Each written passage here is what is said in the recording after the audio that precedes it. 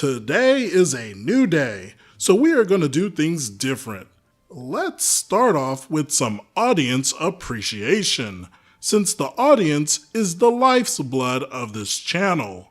First up, comments. It's important to pay attention to the comments no matter how scary they may be. Let's have a log throw its log friend on the fire. I may have to use this one later. Another comment that I thoroughly enjoyed was, I kept hearing Peter Griffin's voice through this whole thing. Butt stabber! Butt stabber! Get your butt stabber here! I'm going to keep things short because I want to gauge opinions on this video, so be sure to let me know what you think about all this, and let me know what comments you enjoyed on my videos. Next, let's look at some fan art. Bread Making Cheesecake, our first Discord mod, posted the first known instance of fan art for my channel based off the original logo. Ake in Discord posted the first fan art of the mascot. Again, I'll be keeping things short because we are testing things out, but here's one random image that I just really like. Shout out to Critical Kunik. Long-time listeners know that I have a dragon voice. It's actually pretty intense on the throat, so I use it very sparingly. But I want to say random stuff to appease my audience, so here goes. The wretched smell of sneaky thieves festers within my lair. I cannot let this stand. Comment some stuff for me to say in future videos, but remember, YouTube is always listening. Okay, that's all for the new stuff, but there is one last thing to bring up before going into today's story. I have acquired the RPG Tales subreddit, so now you can post channel-related things and get Reddit karma for it. Feel free to post art, favorite comments, and potential stories to the subreddit. I'm looking forward to it. Now, without further ado, in today's story, we have a DM who does everything he can for his best friend, who is that guy, until things reach a breaking point. Let's throw that log on the fire. So I'm a longtime tabletop RPG player, and it's played a part in my growth as a person. In high school, it helped me come out of my shell and be more sociable, and I've made my closest friends through it. It's super important to me, and because of that, I love sharing it with any and all friends that are willing to try it. Cue me offering to run an online Pathfinder one-shot for a couple of new players and a couple of old players. Everyone had a blast, and I offered to make it a more continuous thing, which the players snapped up. This was the beginning of a downward spiral with my then best friend, Connor. Connor had made a homebrew fairy dragon bard named Lonnie for the one-shot, and came to me asking to change characters for the full game. He said he was worried about taking up the new player sorcerer space by being another arcane caster. I thought it was weird, since Lanny was a support bard and Blue was a full damage blaster mage, but I allowed it. It was a one-shot after all, so maybe he just wanted to change his character to something more fun to play for a while. His next character was Maya, an android with a custom class he had made that was basically a full support/healer without having any casting. I looked it over ahead of time and thought it seemed like a neat idea without being OP, so I greenlit it. Maya was smart, logical, and fairly emotionless. Think Data from Star Trek. She also had a backstory where she had amnesia and had woken up in a crater in a big city, and also had a metal gauntlet she couldn't remove. Now, a thing about me is I love incorporating PC backstories into the plot, and this was my first time GMing for an Amnesia character. This was gonna be a goldmine. The game went pretty well after that. Lani suddenly disappearing became a plot point where the players had to find her, which led them to meeting the big bad and being in debt to a power broker, finding a magic form-changing sword that contained a corrupted soul inside, and put them on a quest to find and repair a big gate made by the ancient humans that would allow people to teleport just about anywhere, including to other solar systems. Connor was having fun, but the cracks were already starting to show. See, Connor had great ideas and was really good at starting interesting things, but he was very bad at seeing them through. This was a problem for when he ran games because they rarely made it past the 3rd or 4th session, but as a player, it was even worse. If things didn't directly involve him, he tended to zone out and not pay attention. He started missing sessions. This was especially bad since he was the party's only healer. He said it was because of these headaches that would spring up right before the sessions, like clockwork. He suffered from a number of mental illnesses, so I always figured that was the real problem and didn't press him on it. You'll notice I'll do that a lot in this story. I want everyone to be comfortable and have fun, so if someone's not feeling it, then I try to be understanding. This did mean, however, that when the sorcerer left the party to be with his brother, his player switched to an oracle to not be down support all the time. Soon, Connor started zoning out in session, especially if his character wasn't the main focus. This grew even further to the point where he'd leave sessions mid-game because of his headaches, and they were conveniently always when the story was focused more on someone else. He never got headaches when he was in center stage. During this time, he had a Twitter account that he'd vent on, and I would occasionally check to see how he was really doing. And that's when I saw it. Not safe for work art. Connor wasn't zoning out or leaving the sessions because of headaches. He was just too busy drawing not safe for work art to be bothered to play the game. Now, I consider myself a pretty easygoing guy, so I'm fine with people doing other things during the game, but I generally ask people to try to be focused on the game. It's disrespectful to me and to the other players if someone's not paying attention because they're playing a video game or something. I confronted Connor about it, and he'd say he'd stop and pay more attention. But that only stopped for a few months. We kept playing, and soon we got to a point in the plot where I decided to throw a curveball at the party. They had 2 major things to take care of: stopping the big bad's plan and saving the fighters' home village from a zombie horde. And they had to decide what to do first. They were torn, and half of the group went one way while the other half went the other.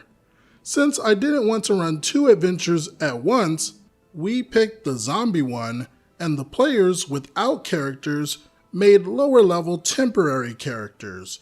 The barbarian swapped to his character's surrogate father and gunslinger alchemist, while Connor swapped Maya for a homebrew Bluebird Tengu monk.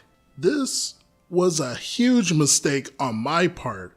Connor had gotten the taste of temporary characters he needed, and like a shark driven into a frenzy by blood, he latched onto the idea and didn't let go. Over the next year of the game, Connor changed characters after every story arc. His characters surrendered to be captured by the villains. They refused to leave the party's castle base.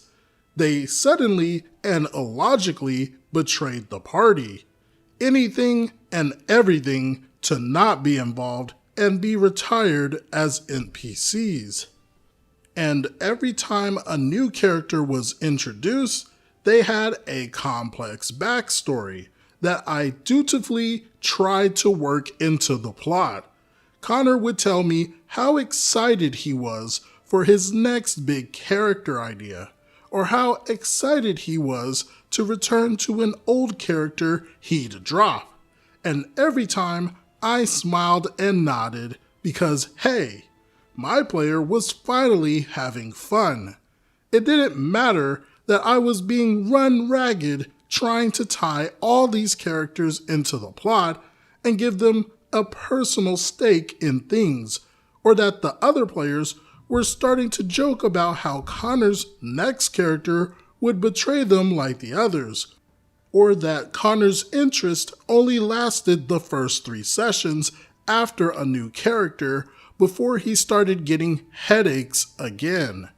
I eventually stopped trying to do things for his characters, and he didn't seem to notice, which was somehow even more insulting. Almost all the characters were homebrew, by the way, in case you didn't pick up on that with the past 3. And all the characters were just interesting enough to imply something cool might come out of them, but it was always surface level. Eventually, I added mythic adventures to the game, which is basically extra cool powers characters can get outside of their class. At this point, most of the players had 2 characters that they would choose to go on each adventure based on what that character wanted to do, which worked well because they had a city/castle they used as their base that they were trying to build up and grow. So they'd always meet back there after adventures. Everyone had one character they thought of as their main character though. So when I introduced Mythic and wanted it to be really special, I only gave it to their main characters.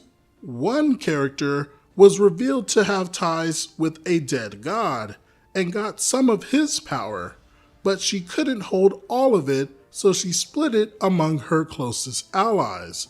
Well, all except Connor's character, because Connor wanted Maya to have it. Maya had surrendered to the big bad and had been imprisoned months ago.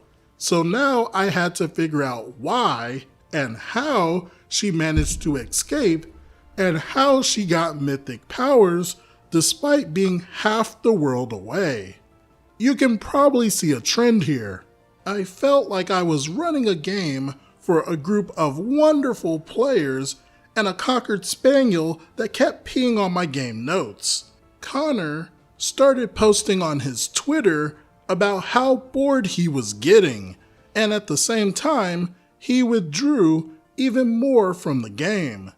In private, he talked to me about how excited he was to get back to Maya again, and eventually the plot took the party back to the city she was in. It was a fun story arc with lots of character development for the party.